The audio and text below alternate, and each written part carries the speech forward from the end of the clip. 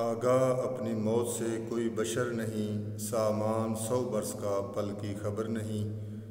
ناظرین، کہتے ہیں کہ زندگی بڑی بے وفا چیز ہے، لیکن میں سمجھتا ہوں کہ زندگی بے وفا نہیں ہے، بلکہ ہم اس کے ساتھ بے وفائی والا معاملہ کرتے ہیں۔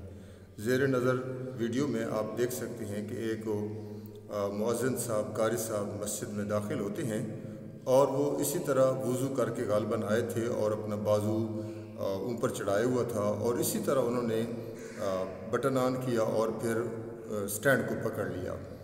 یاد رکھیں کہ جتنی بھی الیکٹرانک چیزیں ہیں ان کے ساتھ بے احتیاطی نہ کریں، اپنی جان کو قیمتی سمجھیں، اور خصوصی طور پر الیکٹرانک چیزوں کو اس وقت کبھی بھی نہ چھیڑیں جب آپ کا جسم گیلا ہے، آپ کے جوتے گیلے ہیں، آپ کے ہاتھ گیلے ہیں۔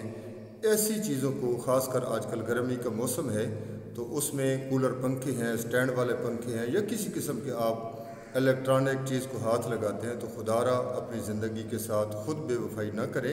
زندگی کبھی بھی انسان کے ساتھ بے وفائی نہیں کرتی۔